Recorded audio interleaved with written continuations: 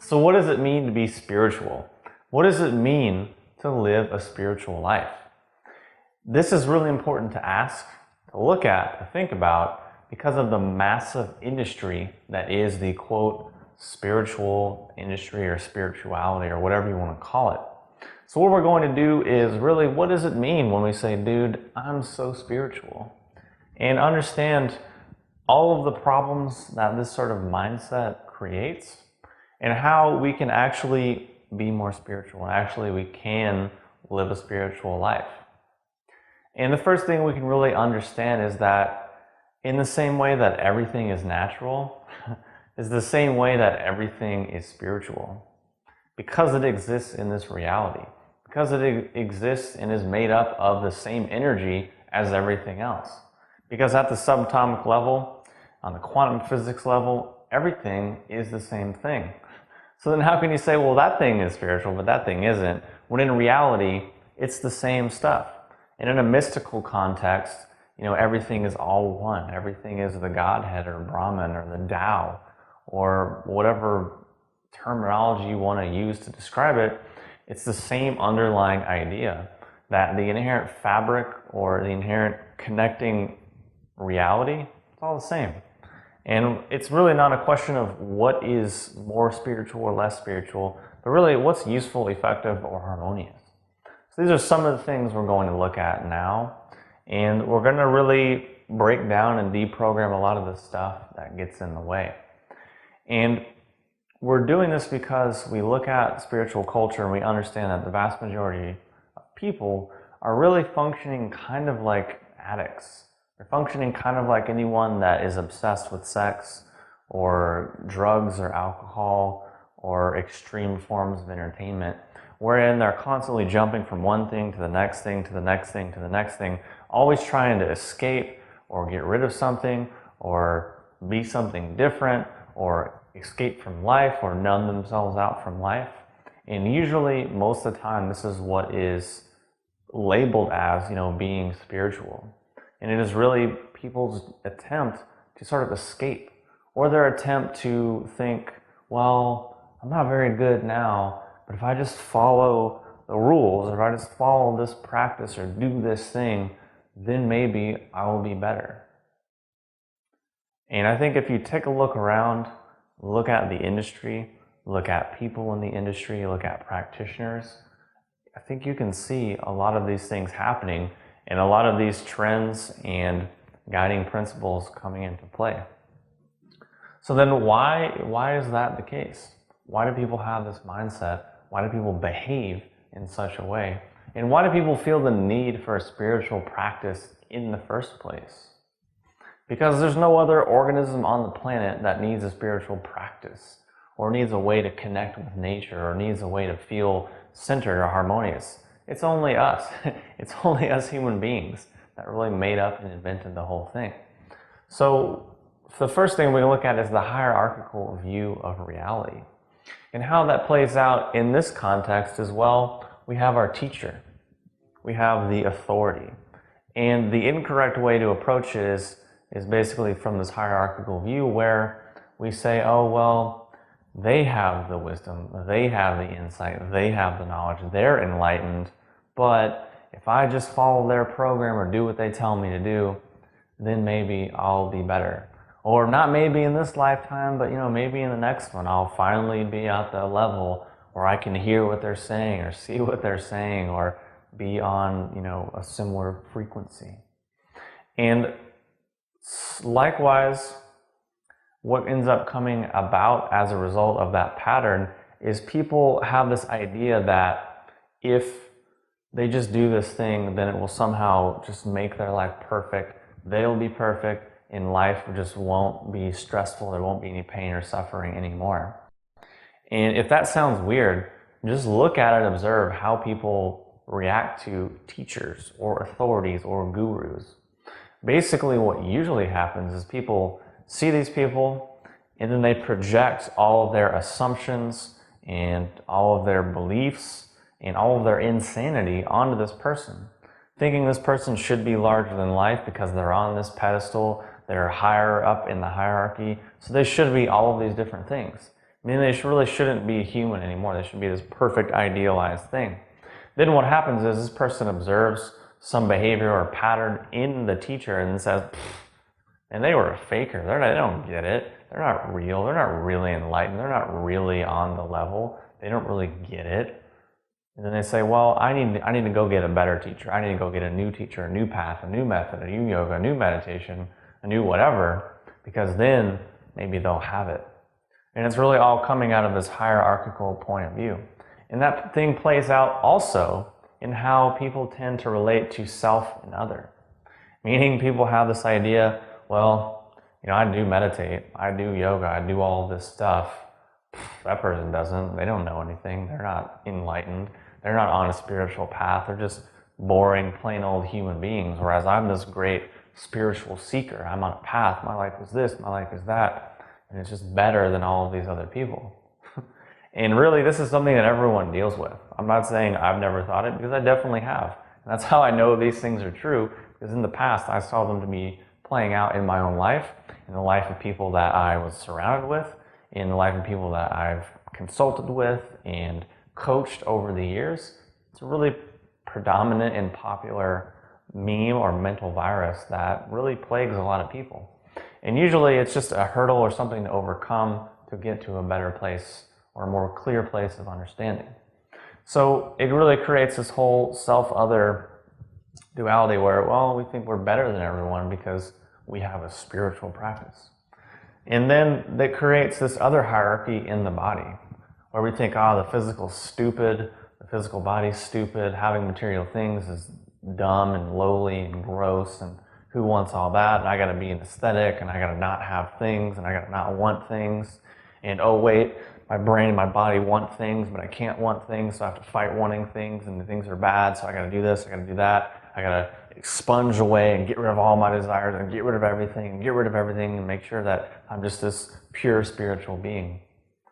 And really it's just coming out of this same hierarchy. And the major thing that is really missing there is the understanding that every human being, everything that exists, is first made up of the same stuff, and secondly, it all has the same cosmic connection. Meaning the same cosmic connection that Jesus and Buddha and Lao Tzu and any other thinker of all time, of all humanity, that cosmic connection that they have, we have. We all have it. If we didn't, we would be dead. We wouldn't be here existing in reality. And further, the same consciousness that was in them is the same consciousness that is inside of us.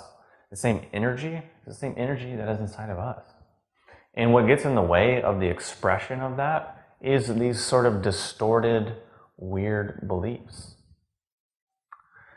So it's not really a question of being more spiritual or not being more spiritual, what's this and what's that. It's usually more so asking, well, what's useful, what's effective, and what's harmonious? What makes sense? And really, are we just trying to play into this escape mechanism? And are we just feeding into this whole escapist spiritual mentality where we gotta just get out of our body and disconnect and detach from everything that makes us human and that makes us, physical and what we are? Because usually practices that are real make us more enlivened, more in tune, more aware, not less. And oftentimes what people think of more awareness is more awareness of like some other dimension or some other place or space or time, and not this one. But really what is more effective is here now, present moment in the body awareness. So it's important for us to look at really the roots of religion and spirituality and see that this is not really a new game. This is an old game that's been played for a long time on the planet. And we can look at human history and see how much bloodshed there has been, how much corruption there's been, how much manipulation and suppression and control and programming and propaganda and just straight up evil things that have been done on this planet by humans, by humans to the natural world, as a result of the hierarchical worldview, as a result of the weird roots of religion and spirituality, which basically is playing on this inherent drive that we all have, this inherent psychological mechanism. And usually what happens is, whether it is a corporation or a government agency or a dictatorship or some propaganda or a marketing person or a business person, what happens is they have this product. And in this context, it's religion or spirituality. And they really want to give it to people and sell them and get people hooked on it. So what they do is they create problems. Oh, you're a sinner. Oh, you're original stain, original guilt. You're evil. You're not going to get into heaven.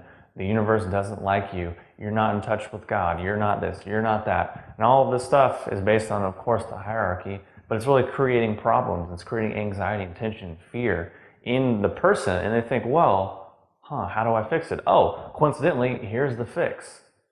And this has been used by gurus and people of forever. It's still being used today. People are making a lot of money doing it. You can look at a lot of historical examples of people who just make stuff up. People throw themselves at them, give them a bunch of money, and things go wrong. Look at cults. Look at cults of all shapes and sizes that exist today, and massive church organizations that exist today. And I absolutely guarantee you will see this hierarchy stuff playing out. So then, as I mentioned, these things are playing on a real inherent drive that we have, or a real appetite that we each have. And really, what is that? Well, it starts off as, a lot of times, as people are seekers or addicts or really druggies or escapists, meaning they're searching from this thing to that thing or this thing to that thing, never really having any sorts of sense of root or being grounded, because they're always looking for the next high or the next method, or the quicker method, or this method or that method, or this new thing or that new thing.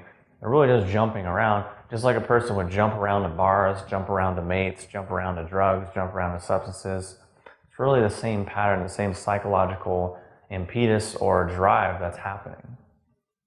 So really, what is actually going on here is, most of us do have a real drive or appetite for our true self or our natural self. Because we knew this thing at one point, we are this thing, but like I said earlier, it's just covered up. It's just distorted.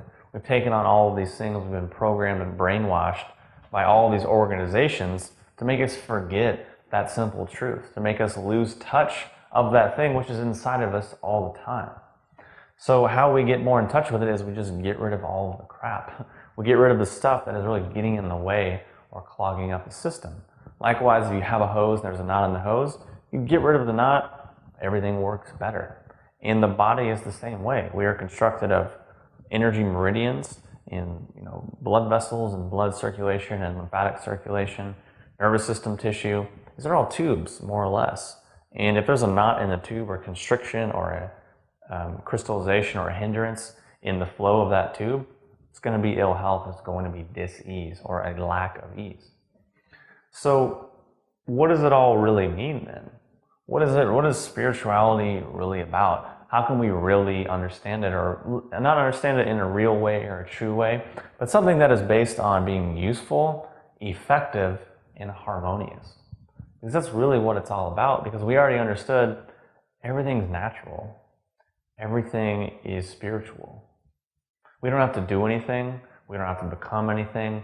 We don't have to alter anything or say any mantras or prayers, because it already is. It already exists. If it didn't, we wouldn't be here. This world wouldn't be what it is. So it's a better question of what's useful, what's effective, what's harmonious.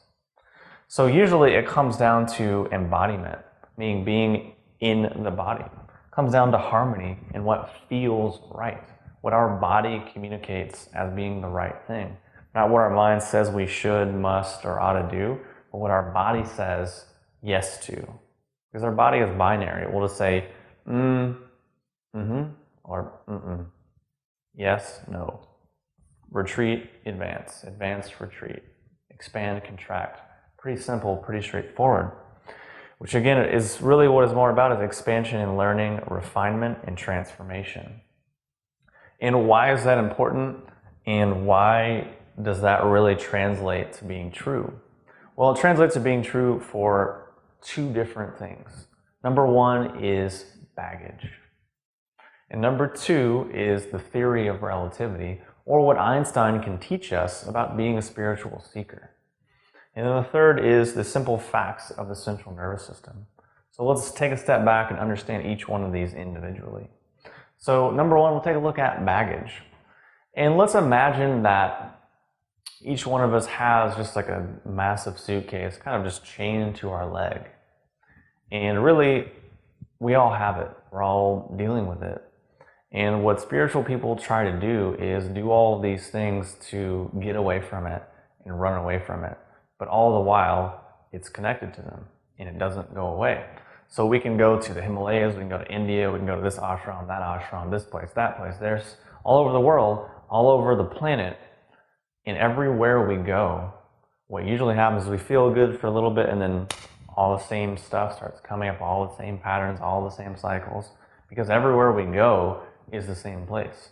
Everywhere we go, we're still carrying that baggage around with us. So whether we're in California or Connecticut or Calcutta or Australia or whatever, baggage is still there because it's a part of us and we're carrying it around. Can't change that. Likewise, time and space are illusions. Time and space don't really exist. And we can understand that simply by looking at what we said earlier, in that if everything is made up of the same stuff, how is space really different?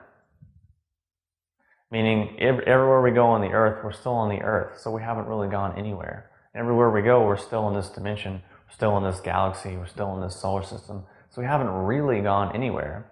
And then also considering most of reality is empty, most of reality is empty space, most of reality is dark matter, most of reality we don't even perceive, we're not even aware of. So then how can we say really, oh, well, I'm going here, I'm doing this, I'm doing that? Those things are just illusions. They're things that the mind believes in so it can then support its sort of fallacy or its false ideas. But that doesn't mean that it's actually real. So really, we understand this idea of baggage, meaning we can understand the baggage as really our psychological programming, our nervous system formatting, our neural net. And everywhere we go, that's going with us because that's who we are, that's what we are. And why is that important? And why does that make sense? It makes sense because the theory of relativity, which says that any measurement taken or made, and in this case it could be a perception, a thought, or a belief, any measurement is relative to the instrument that made the measurement and its location in space and time. So what is our instrument? It's our nervous system and wherever we might be. So basically whatever measurement we make, it's still our nervous system. So anything we say about the world or experience about the world or feel about the world is just our nervous system. We don't see the external world. We don't know the external world. All we know is what's registering on our nervous system. And if it doesn't register on our nervous system, flat out doesn't exist for us. And since we already understood the vast majority of reality we don't perceive, we don't realize, we don't even see, it makes us kind of question things a little bit and really question our ideas and question what we think and feel about reality. Likewise, most of ourself we don't see, we don't perceive, we don't even notice because it's unconscious, it's below the level of awareness. And that is really who we are. We can use Freud's iceberg analogy where he has, the vast majority of the iceberg is under the water and the very little top is what we see and perceive and we think that's all it is. But in reality, there's so much more going on, which is why we talk about embodiment, which is why we talk about refinement and transformation. Because really the awareness, the intelligence, the expansion is in the body. It's not in the mind traveling off to this dimension or that dimension or whatever. No, it's about getting more back into the body. Because even if we're having an out-of-body experience and we're doing this, we're doing that, we're visualizing this, we're visualizing that, where are we doing it? always from the same place. So the fact that it's all different, it's all this, or it's higher or lower, better or worse, kind of an illusion made up by the mind because of the relativity, which says that really any measurement that we make is relative to the instrument we use and its location in space and time. And since our instrument is our nervous system, all we know is what registers on our nervous system. And how can we know that we really know things? Considering that usually our mind is so preoccupied, distracted with worrying about this, figuring that out, problem solving this, problem solving that, what do I got to do, what do I have to remember, where do I have to go, got to pretend to be this or do this thing or do that thing, and all the while it's just consuming and burning all this energy, we're just not even really aware of other things. And that's where things like meditation and yoga and qigong and exercises are important, because they get us back in our body. They take energy that's just sucking up in our brain and just kind of drop it down, and we start to feel more relaxed, start to feel more present, because that's what really our body is all the time. Meaning, even if there's a temperature fluctuation in the room and you don't notice it, your body notices it and it responds. Even right now, your body's probably digesting food and assimilating nutrients and doing metabolism, but you're not aware of it, but your body is. Body is all the time. It's always changing and responding because it's present, because it's aware all the time. And we got to understand that we're taking in billions and billions of bits of information all the time, and we're not aware of it. We don't know about it. So that really calls into question a lot of our real ideas about reality, because we have, our programming, we have our psychological baggage, which really influences our relativity. It influences our measurements or our perceptions or what we take or what we experience about reality. And then thirdly, all we know is really what's registering on our nervous system, which is far more than we're consciously ever aware of. Which is why things like being embodied, focusing on harmony and what feels right, why those things are so important and so high leverage. And why buying into this whole dude, I'm so spiritual idea, or all this hierarchy of consciousness, and really falling prey to the programming and the propaganda of religion and spirituality, why that stuff is so insidious and really more or less poisonous to our system, because it clogs us up, because it takes us further away from our true or natural self. Because yes, there is value in having teachers. Obviously. Yes, there is value in learning from other people, and being guided by other people. These things are a given. And the only reason we're being so extreme on one end is because people are so extreme on the other end. So we're sort of wanting to just come back to a middle place where we start to operate more out of our inherent awareness, our inherent body consciousness, our inherent consciousness outside of our conditioning. So that we're able to actually be present with who and what we are. And how we can do that is by operating mentally from more realistic and effective and useful and harmonious foundations. Meaning you might have the greatest teacher in the world, but if you have all this hierarchical crap, you have all this holier than thou and all this judgment and all this stuff circulating in your mind, you're going to disrespect them. You're not going to be able to hear what they're saying. If you're in this mindset of just sort of trying to escape or trying to go from this thing to that thing and this thing to that thing, you're not going to hear what they have to say. You're not going to be able to digest the nutrition that is being offered. And that's why it's important to look at these things, remove these things, process these things, and let them go, and create emptiness, create space for what is actually true to come in. Because when we take away all the false things, what is left will be true. Because that's the core of who we are. That's what we were born with. That's our inherent birthright. That's our inherent genetic design. And it's really about applying the epigenetics and the epigenetic understanding to just get rid of the stuff that is distorting that expression.